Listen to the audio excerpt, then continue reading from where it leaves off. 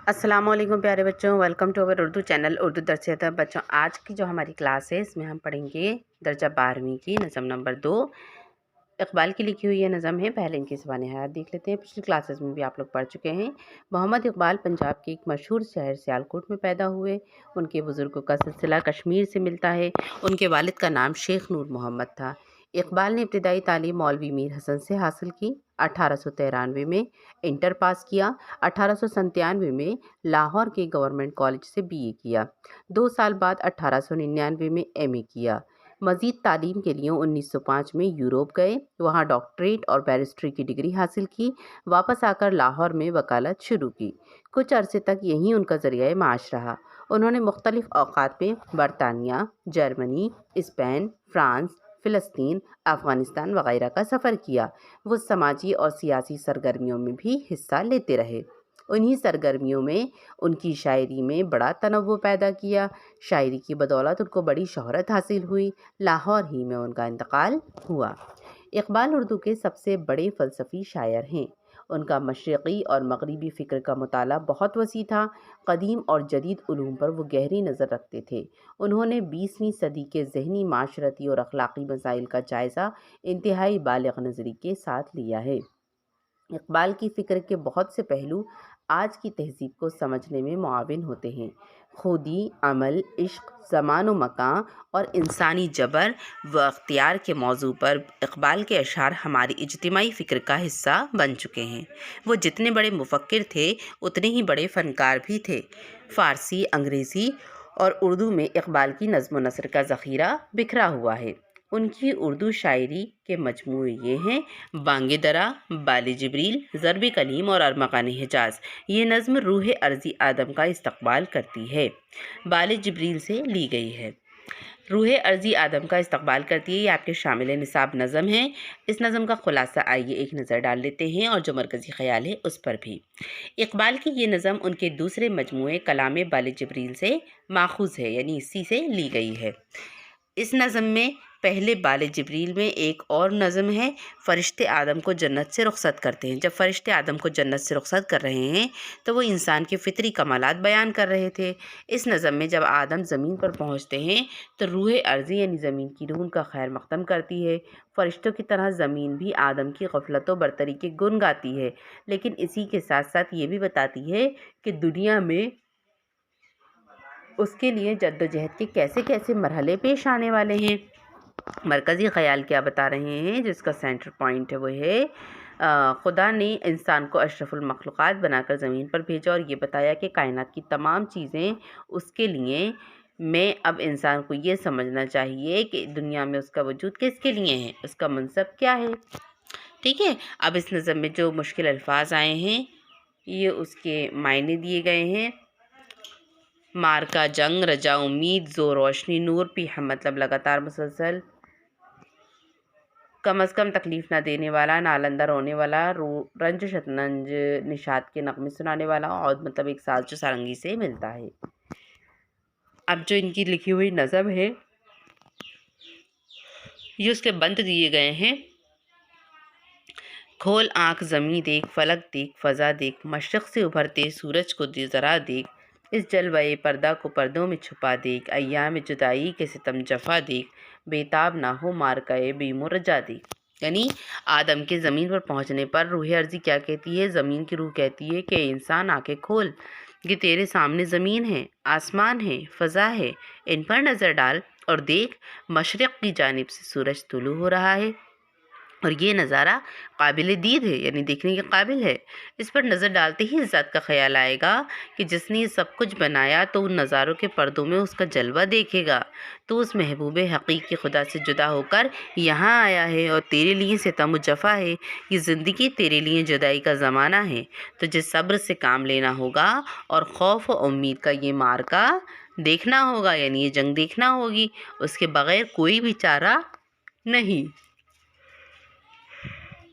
है। तेरे तसर्रुफ़ में ये बादल ये घटाएं, ये गुंबद अफलाक ये खामोश फ़ज़ाएं, ये कोह ये सहरा ये समंदर ये हवाएं, थीं पेश नज़र कल तो फ़रिश्तों की अदाएं, आईना अय्याम में आज अपनी अदा देख।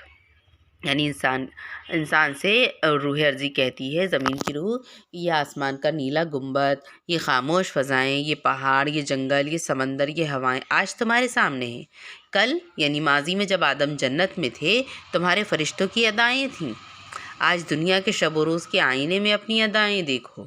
اس بند میں روح ارضی انسان سے کہہ رہی ہے تو اس دنیا میں آیا ہے وہ وقت دور نہیں جب زمانہ تیری آنکھوں کے اشارے سمجھے گا۔ میرے خیالات کے سمندر کی کوئی حد نہیں، یہ بے کنار سمندر ہے۔ جب تیرے سینے سے آہیں اٹھیں گی تو آسمان تک پہنچیں گی۔ اپنی خودی کی تعمیر کر اور پھر دیکھ کہ تیری آہیں کیا اثر دکھاتی ہیں۔ سمجھے گا زمانہ تیری آنکھوں کے اشارے، دیکھیں گے تجھے دور سے گردوں کے ستارے، ناپید تیرے بحر تخیل کے کنارے، پہنچیں گے فلک تیری آنکھوں کے شرارے، تعمیر خودی کر اثر آہ رسا دیکھ۔ یعنی روح ارضی آسمان سے انسان سے کہہ رہی ہے انسان اس وقت تیرے اشاروں پر چلے گا، آسمان کے ستارے تیری حرکات و سکنات کو دیکھیں گے، ہے نا، اور تیرا بخیل بے کنار ہے، تیرے نالائے ہائے نیم شہی کے چنگاریاں آسمان تک پہنچیں گی۔ اپنی خودی کی تعمیر کر اور دیکھ کہ تیری آہیں اپنا کیا اثر دکھاتی ہیں۔ خورشید جہاں تاب کی زو تیرے شرر میں، آبادی ہے ایک تازہ جہاں تیرے ہنر میں، جچتے نہیں بخشے ہوئے فردوس نظر میں، جنت تیری پناہ ہے تیرے خون جگر میں، اے پی کرے گل کوشش پی ہم کی جزا دے۔ اب چوتھے بند میں شاعر کہتا ہے کہ زمین کی جو روح ہے وہ انسان سے کہتی ہے اے انسان، اس دنیا کو روشن کرنے والے سورج کی چمک دمک تیری ایک چنگاری میں ہے۔ خدا نے تجھے جو ہنر عطا کیا ہے اس سے تو ایک نئی دنیا آباد کر سکتا ہے۔ خدا نے تجھے جنت بخشی تھی، اب جب تو اس دنیا میں آ گیا ہے تو یہ جنت تجھے جچے گی نہیں، کیونکہ تیرے خون جگر میں خود ایک جنت پوشیدہ ہے، چھپی ہوئی ہے۔ یعنی انسان اپنی قوت عمل سے، اپنے کام کرنے کی طاقت سے خود اس دنیا کو جنت بنا سکتا ہے۔ روح ارضی کا کہنا ہے کہ اے خاک کے پتلے تو لگاتار کوشش کر۔ خاک کے پتلے مطلب مٹی کے بنے ہوئے گڈے گڑیا، تو لگاتار کوشش کر۔ گڈی گڑیا کون ہے؟ ہم کو کون نچا رہا ہے؟ اللہ تعالیٰ، تو ہم انسان ہی گڈی گڑیا ہیں، وہ بھی مٹی کے۔ تو پھر دیکھ تجھے اس کا کیا پھل ملتا ہے۔ نالندہ تیرے عود کا ہر تار ازل سے، تو جن سے محبت کا خریدار ازل سے، تو پیر صنم خانہ اسرار ازل سے، محنت کا شوق و ریز و کم آزار ازل سے، ہے راکب تقدیر جہاں تیری رضا دیکھ۔ مطلب روح ارضی انسان سے کہہ رہی ہے کہ تیرے حساس کا ہر تار دنیا کی پیدائش کے وقت سے ہی نغمے گا رہا ہے۔ تو ہی عشق کی جنس کا خریدار ہے، تو ہی محنت و مشقت اٹھاتا ہے، اپنا خون پسینہ ایک کرتا ہے، تیری ذات سے دوسروں کو کم آزار پہنچتا ہے، تو لوگوں کے دکھ درد میں شریک ہوتا ہے، تیری ہی رضا تقدیر کی سواری ہے۔ یعنی اگر انسان اپنی خودی کو اتنا بلند کر لے کہ پھر خدا بندے سے خود پوچھے بتا تیری رضا کیا ہے۔ انسان اپنے عمل سے ہی خود اپنی تقدیر لکھتا ہے نا۔ اب اس جو نظم کے سوالات جوابات ہیں جو اس نظم میں آئے ہیں وہ یہ ہیں۔ سوال نمبر 1 ہے، روح ارضی آدم کا استقبال کیوں کرتی ہے؟ تو خدا نے آدم علیہ السلام کو زمین پر اتارا تو یہ زمین اس کے لیے ایک نیا مقام تھی، وہ یہاں اجنبی تھا۔ انسان کے جنت سے دنیا میں پہنچنے پر آدم علیہ السلام کا استقبال کیا اور آدم علیہ السلام اس دنیا سے متعارف ہو جائیں، یعنی پہچانے جائیں، اور یہ دنیا اس کے لیے اجنبی نہیں رہے۔ سوال نمبر 2، تعمیر خودی کا مطلب کیا ہے؟ اس کا مطلب ہے کہ اپنی خودی کو ترقی دینا، اعلیٰ مرتبے تک پہنچنے کے لیے جدوجہد کرنا۔ اقبال کے کلام میں خودی سے متعلق متعدد اشعار ہیں، ان میں سے ایک مشہور شعر یہ ہے، بچے اقبال کا بہت مشہور شعر ہے، خودی کو کر بلند اتنا کہ ہر تقدیر سے پہلے خدا بندے سے خود پوچھے بتا تیری رضا کیا ہے۔ تو یہ تعمیر خودی کا مطلب ہے۔ سوال نمبر 3، اس نظم کا بنیادی خیال کیا ہے؟ تو اس انسان کائنات کی سب سے بہتر تخلیقی یعنی سب سے بہترین بناوٹ ہے، وہ اشرف المخلوقات ہے، یعنی جتنی بھی دنیا میں جاندار چیزیں ان سب میں سب سے پہلا درجہ اور اول درجہ کس کا؟ انسان کا۔ باقی تمام چیزیں اسی کے لیے پیدا کی گئی ہیں۔ اسی حقیقت کو سمجھنے کے بعد پھر انسان کو اپنے منصب کا شعور بھی حاصل کرنا چاہیے۔ سوال نمبر 4، اقبال کی شاعری کا امتیاز کیا ہے؟ تو غالب نے اپنے تعلق سے کہا تھا کہ اس کا انداز بیان اور ہے، یعنی وہ دوسروں سے مختلف ہے۔ بلا شبہ غالب ان گنت سخنوروں کے مقابلے میں بہت الگ ہے۔ اسی طرح اقبال کا یہ امتیاز ہے کہ وہ اپنے پیشہ رو، معاصرین اور بعد میں آنے والے شعراء سے الگ ہیں۔ سمجھ میں آیا بچوں؟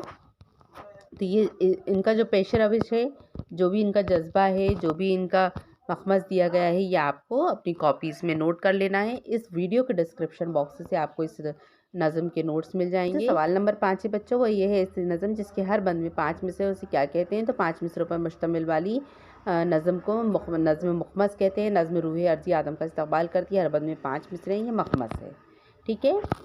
اس کی جو متضاد ہیں، ارضی مطلب زمین، سماوی مطلب آسمان، فلک زمین، خورشید ماہ، خورشید کہتے ہیں سورج کو، ماہ کہتے ہیں چاند کو، ازل ابد، محبت نفرت، ٹھیک ہے۔ تو یہ آپ نوٹس کو لکھ لیجیے گا اپنی کاپی میں۔ سب سے لاسٹ کا جو سوال ہے یہ اہم سوال ہے، اس کو آپ کو ضرور لکھنا ہے۔ اقبال کی نظم روح ارضی آدم کا استقبال کرتی ہے، اس پر ایک نوٹ آ سکتا ہے آپ کو لکھنے کے لیے، ایگزام میں بھی میں آپ کو دے سکتی ہوں، تو آپ اس کو ضرور نوٹ کر لیجیے گا اور آپ کو ہو سکتا ہے بورڈ کے پیپر میں بھی یہ آ جائے، ٹھیک ہے۔ تو آج کی کلاس میں اتنا ہی بچوں، اجازت دیجیے، آداب۔